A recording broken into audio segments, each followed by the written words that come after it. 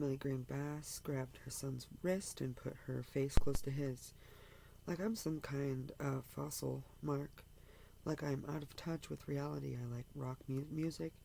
Your sister's dead, and these people need to know. Mark licked his lips. I'm not talking about the music, Mom. There were specialty parties. Swinger parties, okay? Freaks wanting background. Emily Green Bass let go of his sleeve. My God. You wanted to know, Mom. Now you know. Selena was broke, totally busted, so she checked out the classifieds in the freebie papers, found an ad for a keyboardist to play a private party. She had her Korg, her Pro Tools, and all that stuff that you got her for her 18th. Milo said, all that stuff comes with computer, right? And a cord and a plug, said Mark. Of course it comes with a computer. There was no computer in her apartment. Everything else was there. Appeared to be. That's bizarre. Chris Green said, someone did this for Mac. Mark Green said, or they wanted her data. Milo said, what kind of data would that be, Mark? I don't know, I'm just saying. Saying what? Those parties. Maybe she took notes or something about what she saw and someone wanted to maintain their privacy. Freaks and Emily Green Bass. Oh Lord, Milo said. Tell us about the parties, Mark. All Selena said was freak parties at private homes. We wouldn't get into details. Tell the truth. I didn't want to know, Emily said. The whole truth, Marcus. This is the whole truth. You keep saying that. Damn it. Then you drop in new tidbits. You were always a tease, Marcus. Mark gritted his teeth. What I know is Selena played music for people having open sex in private houses. What I know is that she said that they wanted live music while they were fucking because they were fucking exhibitionists, and fucking is a front of a live fucking musician was a fucking part of the fucking high. Don't be vulgar, my God, Lieutenant. What if someone got her to do more than music? She never came close to implying that, Mom. Never. She was playing music, that's all. Got paid, well, was real happy. Milo said, she quote you a figure? No, I didn't ask. Mark swung his chain, fingering keys. Now that we've microanalyzed Selena and violated her privacy, can you guys go and do some detecting? Chris said, chill, bro. Mark slumped. Milo said, when exactly did you tell you, or did she tell you about these parties? When I saw her the second time. 6 months ago. She knew I was the only one in the family who wouldn't judge her, basically.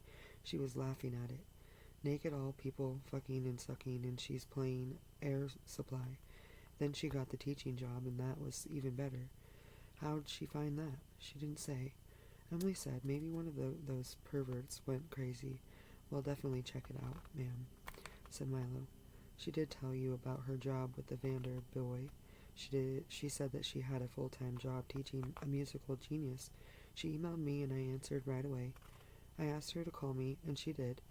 But she only once. We had one conversation. She sounded happy, sniffling. I thought that she'd call again. I told her was proud of her, and asked her to come home, at least for a visit. She said she'd think about it, but she never followed through. Milo said, she saved a hard copy of your email, ma'am. It's obviously meant a lot to her. Thank you. He turned to the brothers. You guys have no idea how she met the Vanders. Chris shook his head. Mark said, in music, generally it's it's word of mouth. Oh, you're thinking they were freaks. Heard her play at one of those screw-what-thons and hired her. Makes sense. Why's that? The filthy rich do what they want, Emily said. Oh my God. Milo said, jumping to conclusions is a real bad idea, and all we know about the Vanders is that they hired Selena to teach piano. But this is exactly what we need. Any possible links to people in Selena's life, so if anyone has any other ideas, please express them. Mark said, "This whole rich asshole thing makes total sense. Selena meets them at the freak show and they decide to co-opt her for didn't you hear him?" said his brother. "It's way premature to." Mark wheeled on him. "Like, you've had something to offer. Fuck off." Chris's complexion deepened to sugar beet. "Fuck you. Stop it," said Emily Greenbass. "I don't stand this. And it's like everything's rotting."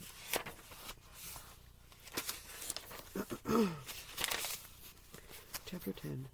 "We watched mother and son drive away in the 3 separate rental cars," Milo said.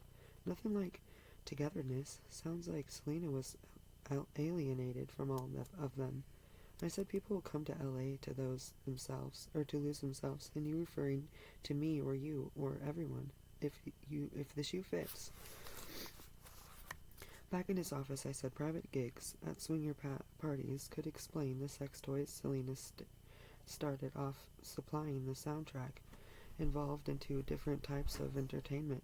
Nice looking girl, the whole little Miss Chassis thing could appeal to Liberton.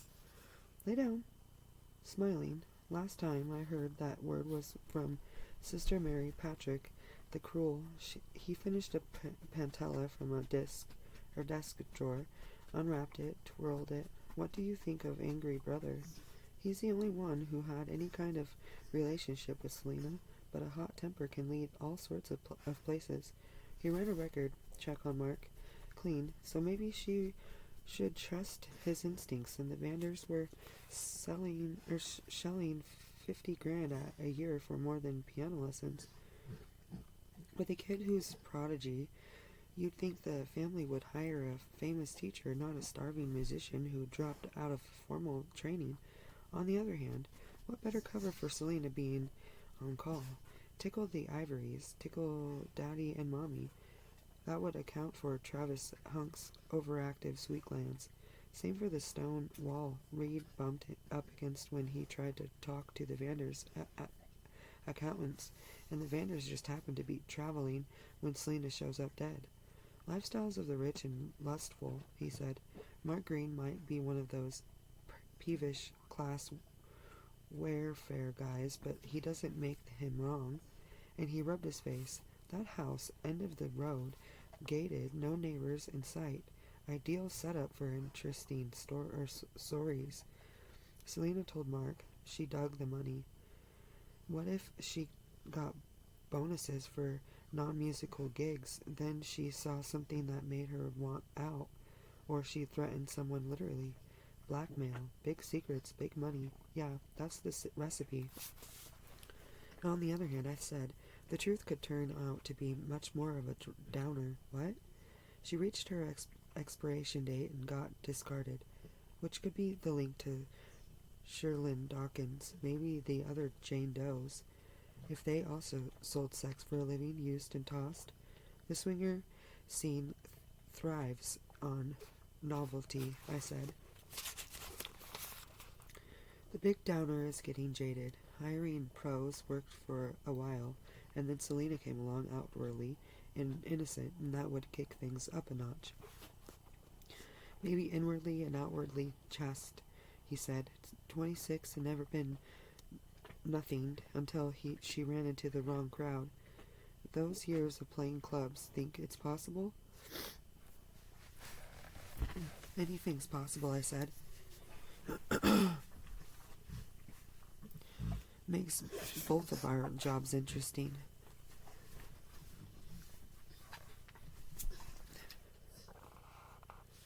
A call to the crypt revealed that Selena's Pass's autopsy was scheduled in 3 days. Milo's wielding to jump in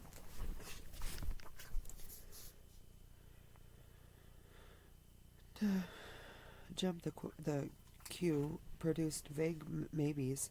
Just as he hung up, Deputy Chief Henry Weinberg rang in, wanting to know when he was planning to go public on the Martian murders. Milo said soup. I sat for a long time, listened impassively. When he hung up, I said, "Wild guess. Immediately's a whole lot better than soon. Brass has the script written and proofread, ready to be recited when or with wooden urnuses. Goddamn pencil pushers love press conferences because it lets them pretend that they're doing a real good or a real job.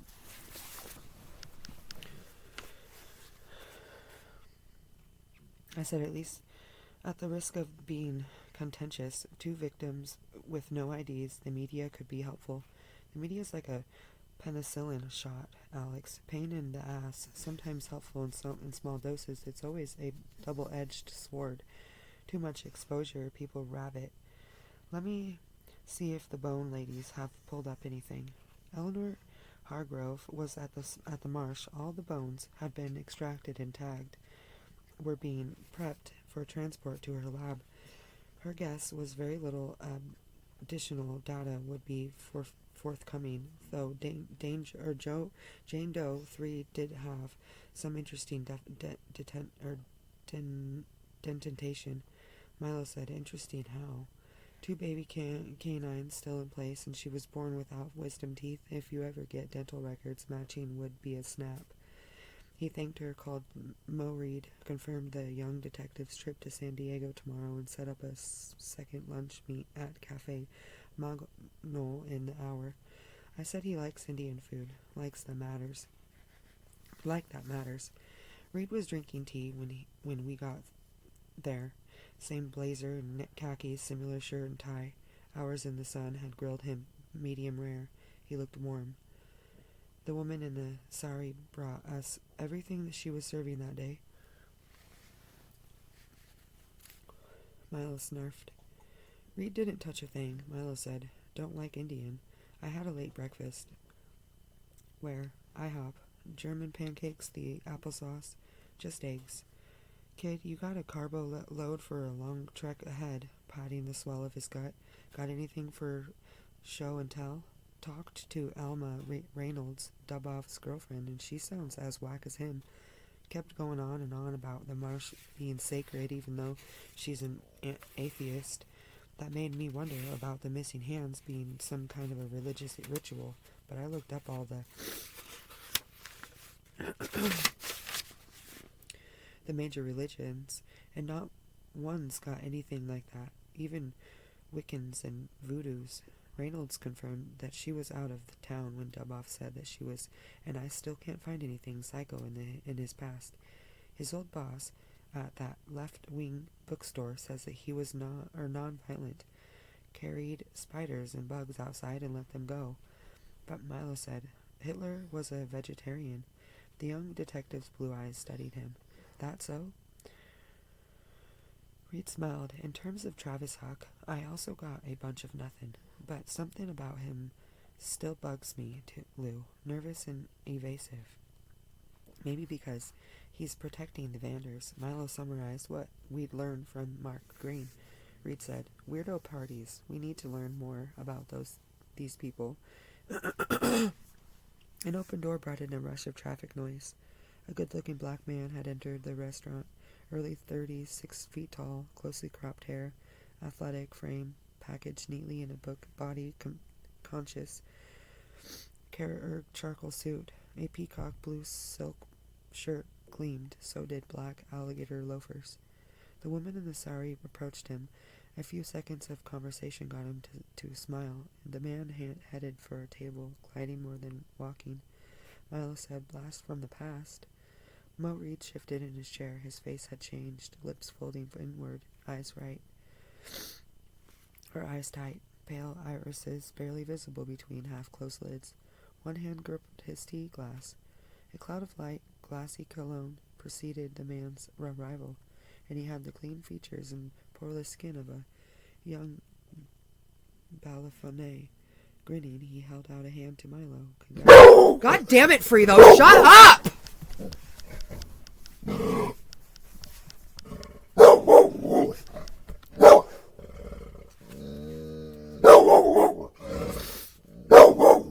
No!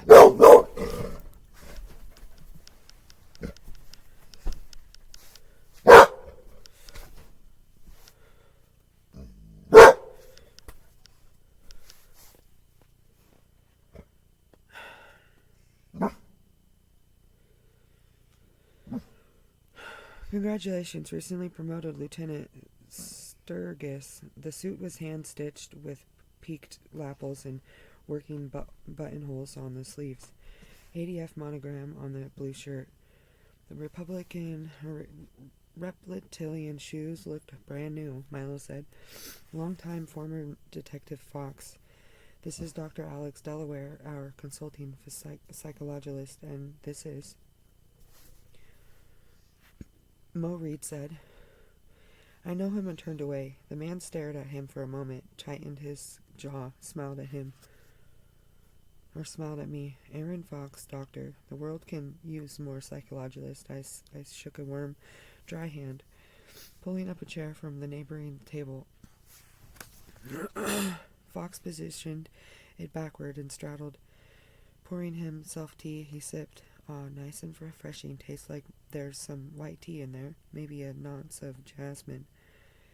Reed gazed at the window. Both his hands were curled into fists. Milo said, so there's no need to introduce you two. Aaron Fox laughed. Not unless one of us has Alzheimer's. He placed a palm on Reed's beefy shoulder. Your brain working okay, Moses? From what I can tell, mine's still functional. Reed sat there.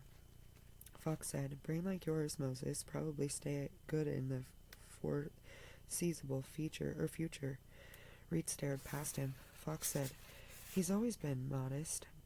Back when we were kids, I'll take every bit of it exaggerated credit I could for the most trivial accomplishments of marketing and promotion, right? It's not enough to have the product you've got to sell it. Little brother doesn't believe in that. He's smarter than me, but he's never been one to toot his own horn. Reed removed Fox's hand and set it down with exquisite care. Aaron Fox said, I'm always doing that, embracing him. Older brother's prerogative. Milo said, you guys are sibs?